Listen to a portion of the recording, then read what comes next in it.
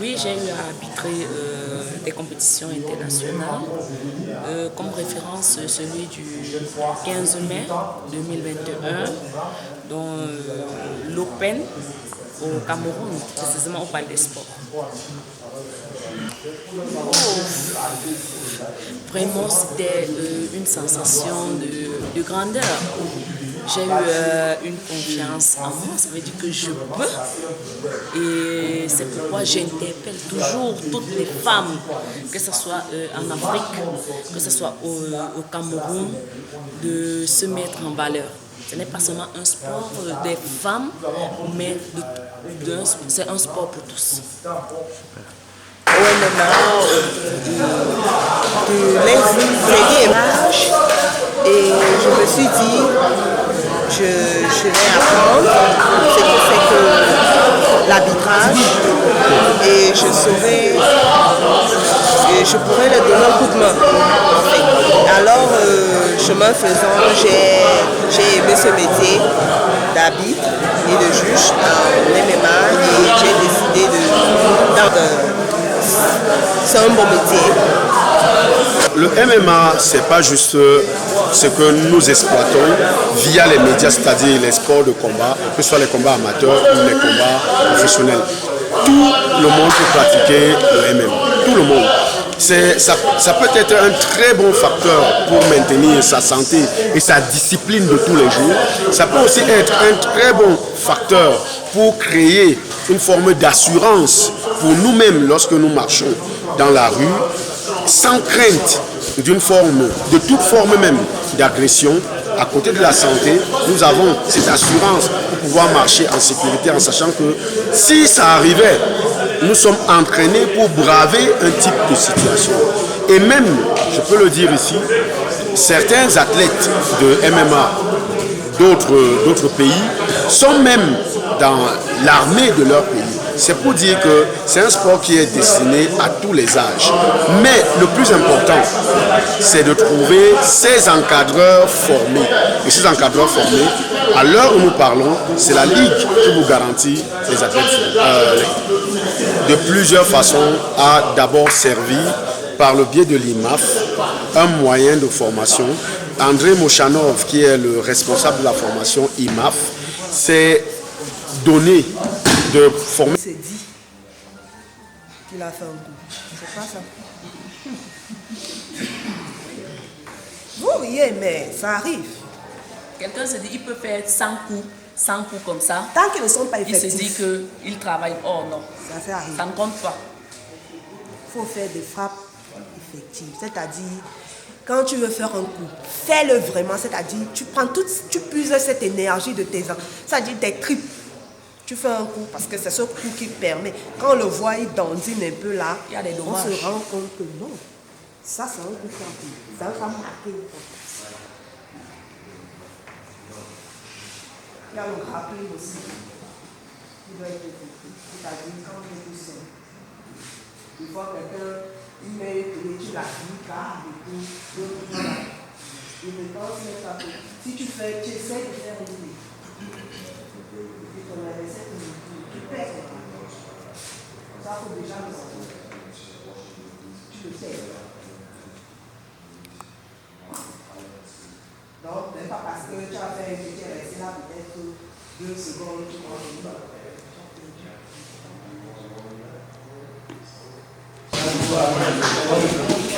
40% de force, c'est la technique qu'on fait.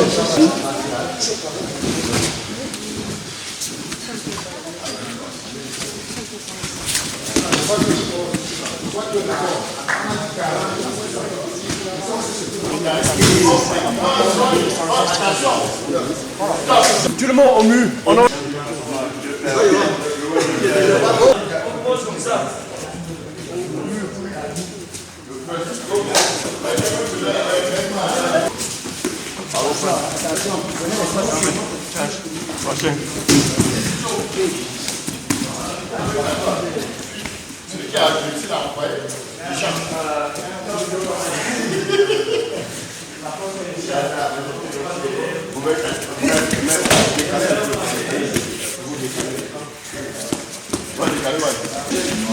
Vous Tu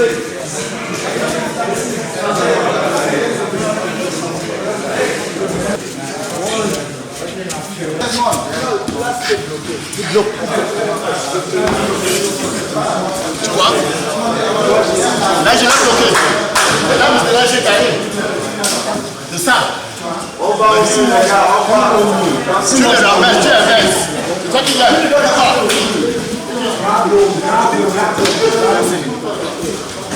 On y va, on y va, on y va.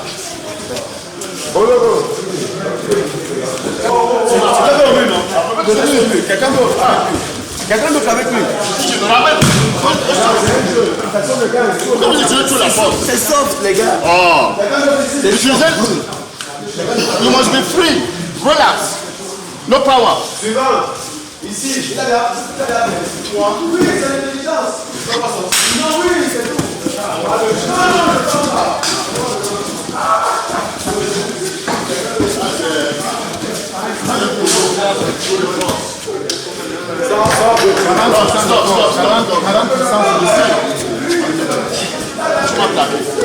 Vas-y.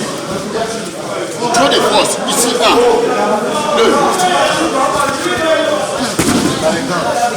Simple. No power. C'est simple. Vous n'avez pas besoin de vous connaître. Non, on va. Le travail est là.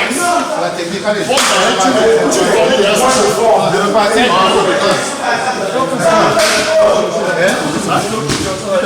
oui, trop de football. Utilise moins de force. Tu en parles, oui, quand tu te mets à l'opposé, ça fait comme deux taureaux qui se posent.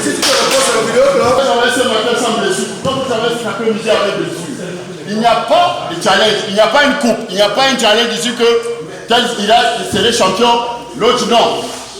Si tu as quelqu'un autour de sa taille comme ça et tu vois que tu peux le renverser sur sa tête. Tu évites. Tu évites. Tu vois que tu peux lui faire tomber avec la tête, tu évites de le faire cela. D'où sur le dos. La première des choses, qu'est-ce que je fais? Je cherche à passer mon bras dessus. Si je vois qu'il est descendu, je passe ici pour monter.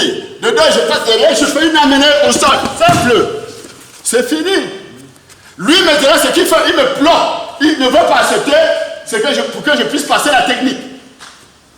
Ici, maintenant, si je vois que Manga, je peux le soulever. Attends, je peux te soulever et envoyer comme ça. J'évite. C'est ce qu'il dit. J'évite, je laisse tomber. Pourquoi donc je lui fais tomber avec la tête? Parce qu'il veut gagner. Parce que je veux gagner. Non. Ce qu'il va donner comme exercice pour ne pas se blesser. Ce que je vais rechercher ici, c'est la technique. C'est la technique qu'il recherche, non la force physique. Hein? Peu importe le gabarit que vous avez, tant que vous faites la technique, ça passe.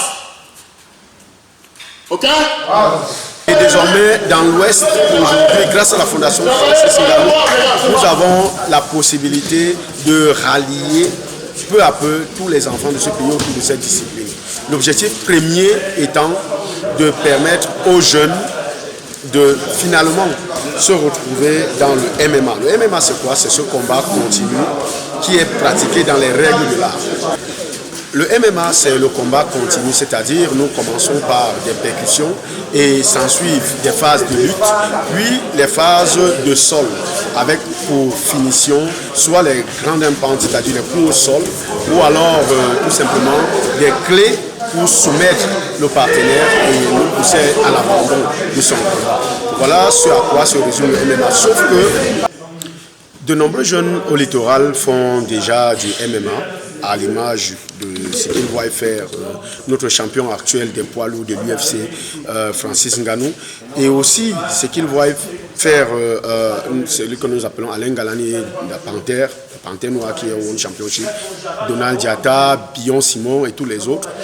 Les jeunes se lancent vraiment au MMA, sauf que des fois ça se fait hors clou.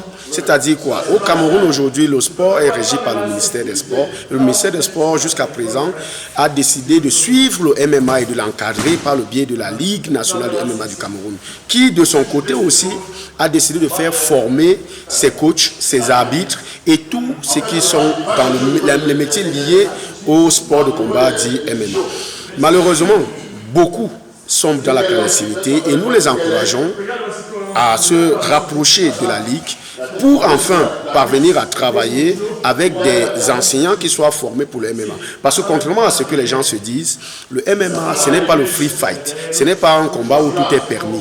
Le MMA est encadré. Pour le cas des combats amateurs, l'organisation amateur qui s'en occupe véritablement, c'est l'IMAF. En ce qui concerne les combats professionnels, il y a plusieurs organisations professionnelles qui, aujourd'hui, ont créé ce qu'on appelait les règles unifiées du MMA. Donc, il y a des connaissances à divulguer. Malheureusement, les médias nous présentent des combats professionnels de MMA qui semblent être très violents. On voit du sang, on voit tout le reste. Mais les athlètes, avant d'atteindre ce niveau professionnel, sont d'abord des athlètes formés sur leurs prestations, sur ce qu'ils doivent présenter comme combat. Le combat du MMA, dit plus haut, se résume à percussion, lutte et sport de préhension jusqu'à atteindre la soumission. Ceux qui sont derrière en train de travailler sont en train de s'outiller davantage pour ce combat du Gleo Fighting Championship du 21 août. Gardez bien ce rendez-vous parce que ça se passera à Yaoundé au Palais des Sports. Vraiment, il sera question pour nous de prouver une fois de plus, après la date du 15 mai dernier, que nous sommes capables au Cameroun d'héberger des événements de qualité avec des acteurs, des athlètes, des arbitres et tout le corps autour qui soit véritablement formé. Il a les sorties, mais si l'autre connaît déjà comment on fait la technique pour bloquer les sorties, c'est lui qui va gagner. C'est pas que c'est toujours possible de sortir. En fait, ça veut dire que c'est le plus intelligent qui gagne à ce moment. Parce que toi qui viens combattre, tu as les techniques d'attaque et les contre. L'autre qui subit a les techniques d'attaque et des contre. Celui qui a l'avantage, c'est celui qui a dans le dos, qui peut composer sa technique. À vous, maintenant, si il est plus... Si tu comprends déjà bien la position et vous laissez caler sur ton dos sans attaquer la soumission, tu peux commencer à un peu l'encourager quelque chose pour que tu commences à sortir. Parce que non, serre les forces jusqu'à tremble comme ça. Je ne dois rien essayer de... Je ne dois même pas essayer de sortir. Je vais rester ici. Je fais pas mon coup. J'essaie toujours de tourner, mais si c'est trop serré, send your feet behind, like, si je ne peux pas tourner, j'attends. Je défends la soumission. Et si je vois que je ne peux pas sortir, normalement, je peux le... En ce qui concerne certains pays en développement, les encadreurs et les coachs. D'autre côté, nous remercions ici particulièrement le MMA Factory et le Fight Management College de Fernand Lopez qui nous ont permis d'ajouter, de renforcer les compétences des maîtres d'ici et de faire reconnaître leurs diplômes, non pas seulement en Afrique, mais aussi en France. Ces encadreurs sont connus dans le littoral, dans le centre et même ici à l'ouest. Ici au centre de Francis Ngannou où nous sommes, il y a des encadreurs qui soient véritablement formés pour en quelque sorte rassurer de la bonne pratique du MMA. Maintenant, si cela vous paraît compliqué de vous rapprocher de la ligue, c'est pas difficile. Je voudrais dire que le MMA est une discipline complète. C'est une discipline qui jouit d'une importance très précise au niveau médical. Le MMA bénéficie d'un suivi médical assez personnalisé parce que avant que les athlètes ne puissent compétir, ils subissent une panoplie d'examens, de check-up et de consultations. Le suivi de nos athlètes, c'est un suivi qui se fait avant, pendant et après les compétitions. Et ce suivi est pluridisciplinaire parce que des médecins spécialistes, notamment des spécialistes en médecine du sport, des psychologues, des ophtalmologues, des cardiologues et d'autres spécialistes assurent de la bonne santé des athlètes avant qu'ils puissent entrer dans l'octogone, la cage de combat. Cette technique nationale de la Ligue de MMA, un ensemble de plans de développement du MMA a été mis sur pied ici pour la promotion et le développement de la discipline. C'est basé ici sur le développement en termes de progression technique de la discipline. Sachant que le MMA ici est divisé ici en termes de technique de percussion, de travail, de lutte et de travail au sol. Des programmes de stage dans les différentes régions du Cameroun ont été mis sur piédestal national et MMA. Il est question ici de développer tous les aspects concernant particulièrement d'abord en ce qui concerne le travail du striking. Déjà, vous le savez, une bonne partie Qu'est-ce que vous devez faire? Vous devez faire. Ça veut dire que vous devez, si vous voyez qu'il a bloqué, n'utilisez pas, ne dépensez pas votre effort à pouvoir arriver à finaliser votre technique. Parce que là, le gars est trop fort. Il a bloqué déjà. Parce qu'en restant là, vous allez perdre de l'énergie. Il faut plutôt lui faire, il faut plutôt chercher une barrière. Les traces, voilà. Si je suis là, je cherche à déterminer. Si il défend. Le coup. Pas. Il a ouvert. Et puis. Je change même la main. Il faut toujours passer là, défendre. Il faut toujours. Là maintenant, le fatigué, changer, et pouvoir la faire. Comme il est bloqué comme ça. Si les deux sont ici, ça compte toujours pas. Il va mais un peu les deux membres au-dessus de l'épaule. Si les deux membres tombent, mais quand on est tout ici, je sors en bas. Si les deux membres sont en bas de mes épaules, c'est ça. C'est bon. Ils sont une fois par an. On n'a pas besoin de l'aider.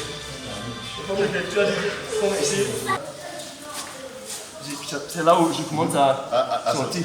Mais si j'essaie de sortir avec la force toujours, il va serrer toujours ses bras, il va refuser d'essayer quelque chose parce qu'il ne veut pas qu'il perde la pression. Mais s'il sent qu'il peut me taper avec quelque chose d'autre, c'est là où je tourne. Tu profites.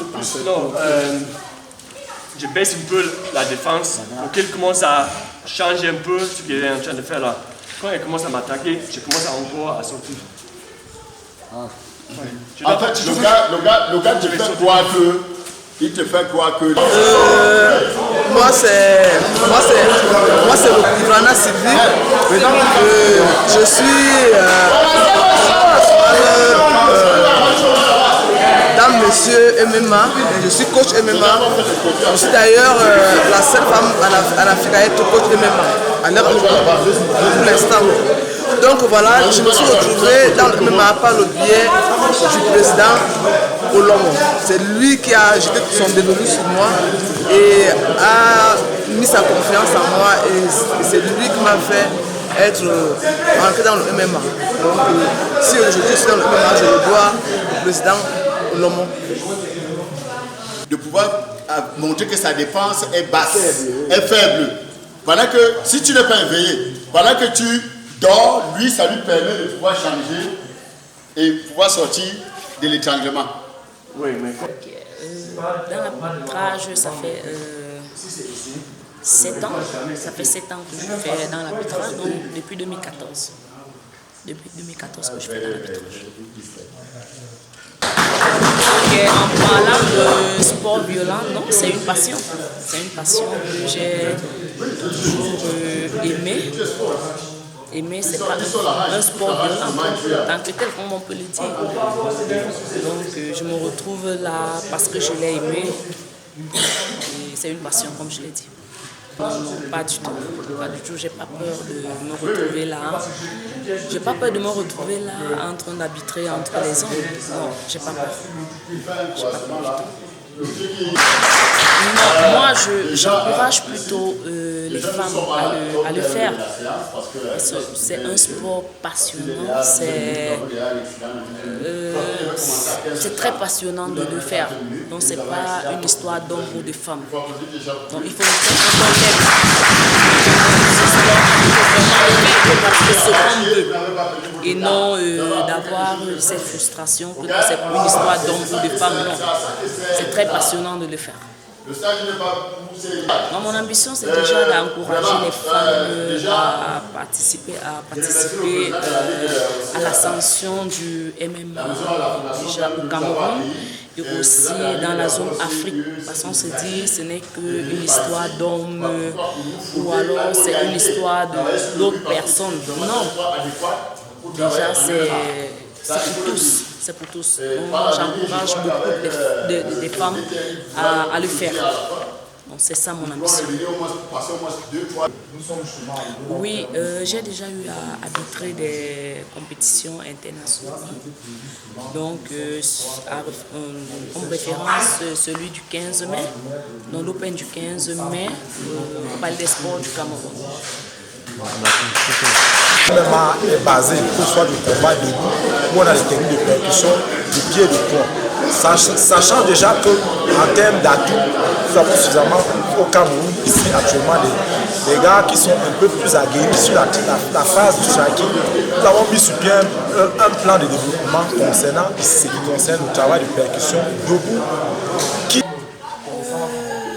Au départ, c'était pour un handball, parce que